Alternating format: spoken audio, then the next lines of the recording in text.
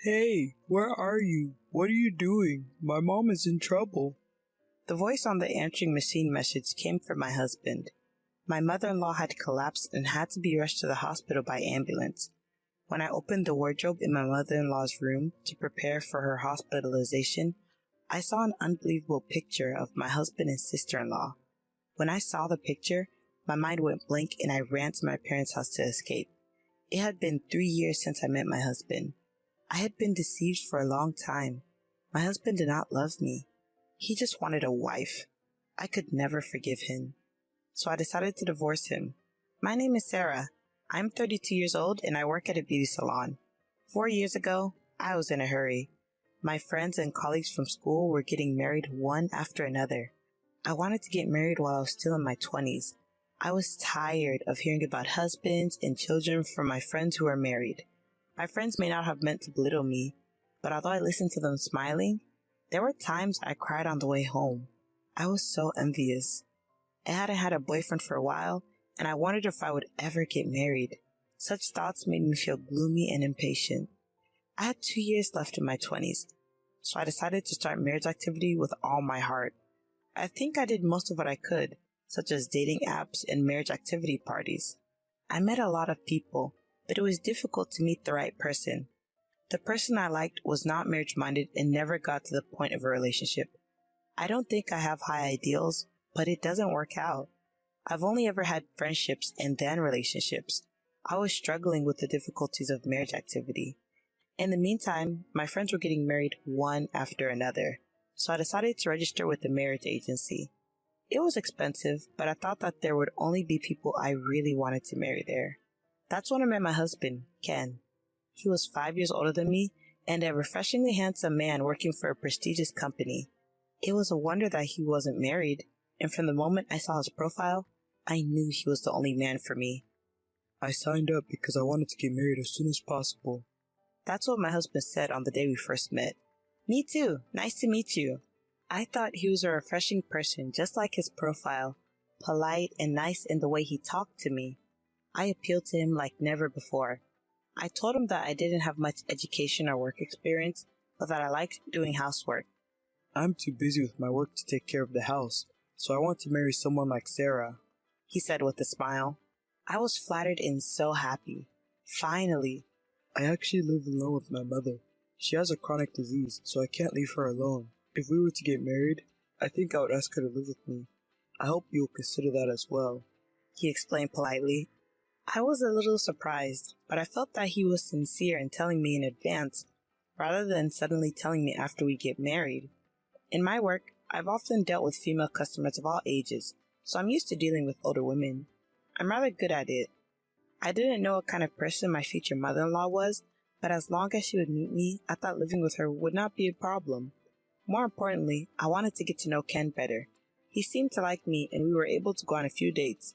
The more I met him, the more I thought he was a gentleman and a nice person. I was also able to sit in one dinner and meet his mom. His mom was petite and very pretty. Sarah, you're a lovely lady, and you're too good for Ken. I know you might be nervous about living with me, but you don't have to worry about me. I have a chronic illness, but I don't need nursing care. Next time, let's go out for parfait instead of this nice restaurant, she said. She has a high voice, speaks in a relaxed manner, and we share a love of sweets, so I thought we would hit it off. I no longer felt uneasy about living together. Ken said that he wanted to get married right away, and we started dating on the premise of marriage. Ken was a busy man, constantly working, but he made time for me. We went on trips and spent a lot of time together. Even after seeing his face right after waking up, my impression of him was still the same as it was when I first met him. He was refreshing. The more I saw him, the more I liked him. His mom and I became such good friends that we even went out for sweets together. She takes a lot of medication, but she's full of energy and young. I was worried about her though, because she has to wait in line at popular restaurants. Don't worry, I'm looking forward to it. I can't wait to taste food so good that I have to wait in line, she said with a big smile on her face. Treating her like a friend, I sometimes forgot about the age difference in their relationship. She told me that her mother-in-law had been divorced twice, and that she had had some difficulties when she was younger. We dated for around 6 months and then got married. I was happy that we were able to get married just barely in our 20s, and from the bottom of my heart, I was glad that I had worked so hard on my marriage activities. We quickly registered our marriage and began preparing to live together. Then one day, my husband told me there was something he needed to talk to me about. I wondered what was going on and had a bit of a bad feeling about it. I never told you this before, but I have a sister, Hannah, who is not related to me by blood. At first, I didn't quite understand what he meant. Hannah was my husband's stepfather's daughter. My mother-in-law and father-in-law divorced 5 years ago. My father-in-law is dead, and Hannah has no family. My mother-in-law and Hannah don't get along well, so she never comes to my in-laws' house. But my husband says he's worried about my sister-in-law, who has no family and keeps in touch with her. I'd like to invite her to the wedding, but my mom hates her and is against it. But she means a lot to me, and I want to introduce her to you at least once, he said. I was worried about what kind of a person my mother-in-law, who was so kind to me, would hate, but I could see how much my husband cared about his family, so I decided to meet her. Nice to meet you, Sarah. I'm Hannah. She was a very beautiful and flamboyant-looking person. She said she worked at a bar. I couldn't believe that my mother-in-law disliked her. She was not at all unpleasant and cheerfully made the occasion more enjoyable. When Ken was in middle school and I was in high school, we started living together. Isn't it like a comic book that we suddenly became a family? Hannah, what do you mean, like in a comic book? I was a nervous teenager. Hannah told me stories about the days she lived with Ken, and Ken would make fast-paced quips about her stories. Perhaps because they were so beautiful, they seemed like a perfect couple. I could tell that she was very dear to my husband. Sarah, I'm sorry I couldn't make it to your wedding. Be a good wife, Hannah said to me as we parted. Don't tell my mother about today. If she gets angry, it will be a pain in the butt, Ken said on the way home. I don't know what kind of conflict there is between my mother-in-law and Hannah, but I don't think it's any of my business. I decided not to tell anyone about my meeting with Hannah and kept it to myself. And so life began for the three of us. Ken was still busy with work and came home late every day. Sometimes, when he had a day off, he would go out with my mother-in-law and I, just the three of us. I was also working, so I did the housework in cooperation with my mother-in-law, and sometimes we went out to eat sweets or see a movie together. By all accounts, we were a happy family. I was a little worried about my mother-in-law because sometimes when she wasn't feeling well, she would sleep all day. I tried to keep in touch with her frequently while I was at work. The only thing that bothered me when we started living together was that Ken was always looking at his phone. He's almost always on his phone doing something, except when he comes home and is eating. He seems to bring his phone into the bath as well. At first, I didn't mind because I thought maybe he was addicted to playing games, but it was so much that I began to worry about it. One time, he called me to say he was heading out, and I called him back because I wanted him to get me something at the convenience store, but his phone was engaged the whole time. I couldn't get through to him on the phone, and then he came back. Ken, I've been calling you all day, I said. Sorry, I got a call from the company, he said. We had just gotten married, and I didn't think it was possible that he was cheating on me, but I couldn't help but be curious. My mother-in-law didn't seem to be bothered by it, as if it was a normal occurrence. One day, I felt bad, but I glanced at the screen of his phone and saw that he was texting someone. It seemed that they talked often. One night, Ken came home late, and I wondered who he was talking to in the middle of the night. Hey, who do you always talk with in the middle of the night? I asked, pretending to be silly, after my mother-in-law went to bed. Ken seemed unbothered by my question. It's my sister. Did you suspect me of cheating on you? Ho ho ho. Don't worry. He laughed. I laughed along with him and thought I had lost it by worrying too much. From then on, I didn't care how much he was on his phone. But he was always busy with work and didn't have much time to spend with me.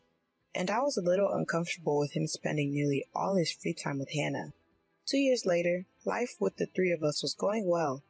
My mother-in-law and I would always visit the sweet store whenever it opened. Today's pancakes might be the best pancakes of all time. I was thinking the same thing. I can't wait to try them with you. If a stranger saw us, they wouldn't think we were mother and daughter. I never once felt self-conscious about the fact that we lived together, and I loved my mother-in-law. Ken is still busy with work and comes home late. He's on his phone all the time. I was used to it by now, and I didn't say anything. I'm not asking him to do the housework, but I did accumulate small complaints that if he had time to contact Hannah, he could at least put the socks he took off in the laundry. However, when Ken had time off, he made time for our family, and he never forgot to celebrate our wedding anniversary or my birthday. Although there were small complaints, we were still a happy family. Then one day, my mother-in-law was sick and spent the day in bed. I was worried and went to check on her several times. She seemed to sleep quietly during the day, but in the evening, "Sarah, I'm in pain," she complained. She was breathing hard. I called an ambulance in a hurry. The ambulance arrived immediately and I rode in it to the hospital. I was relieved when I found out that she wasn't in critical condition. I called Ken to let him know that she was going to be hospitalized for a while. He left work early to go to the hospital, and I decided to go home and pack to stay with my mother-in-law in the hospital for a few days. Upon returning home, I opened the wardrobe in my mother-in-law's room to prepare her insurance card and personal seal. My mother-in-law said they were in the top drawer, but I couldn't find them, so I opened the bottom drawer. Then I found a small box in there. I opened the box thinking it might contain an insurance card and found a large number of photographs in it. I was so shocked when I saw them that I went to the bathroom and threw up. There were pictures of Ken and Hannah in it. It wasn't a picture of them as brother and sister. It was a picture of them as lovers. They were holding hands and kissing each other, and I felt sick just looking at a few of the pictures, so I closed the box. It was painful to think about the fact that he had been in close contact with Hannah up until this point. My mind went blank, and the next thing I knew, I was running to my parents' house with that box in my arms. At my parents' house was my mother, who was surprised to see me. When my mother saw what was in the box, she hugged me. After crying for a while, she saw that I had calmed down. "These pictures of Ken and another woman. Is he cheating?" she asked me. My mother was surprised when I told her that it was Hannah and that it was in the wardrobe in my mother-in-law's room. I hadn't even told my mother that I had a sister-in-law. "I can't live with him anymore," I said to my mother. She said, "Of course you can't live with him. I can't allow it." My mother was also angry. When I looked at my phone, I found a lot of incoming calls from Ken and a voicemail message that said, "Hey, where are you? What are you doing when your mother is in trouble?" The message was an angry one. I thought, I'm the one who should be angry. I turned off my phone that day because talking about it would remind me of the pictures and make me sick. The next day, out of the goodness of my heart, I contacted him. "There's something I need to talk to you about this evening. I'll be there with my mother, so please call Hannah," I told him. "Thank goodness, she's alive. I wondered what you were going to say when my mother was in trouble." He started blabbing on and on. "Please do. I'll see you at night." I hung up the phone. As soon as I hung up the phone, I went to my mother-in-law's hospital room. "Sarah!" My mother-in-law looked at me happily and called my name. "I'm sorry you're not feeling well, mother-in-law, but I wanted to hear the truth." I opened the box I found in my mother-in-law's wardrobe and showed it to her. Then my mother-in-law began to shed tears. "Sarah, I am so sorry, Ken. He has an older sister. She's the stepdaughter of my ex-husband, and 5 years ago, she told me that they were lovers. Even though they're not related, they're both my children. I told them I couldn't allow that to happen. Hannah got angry and left the house, and I never saw her again. I should have told you. But they're old photos, don't worry. I don't even know what Hannah is doing now, and I'm sure she's not in contact with Ken," she said. My mother-in-law had straight eyes and didn't look like she was lying. Ken is still in contact with Hannah. In fact, he introduced me to her once, years ago. When I said this, my mother-in-law shed another large tear. "But you're already married." "I'm sorry. You did nothing wrong, but I can't be a family with Ken anymore. I'm going to divorce him."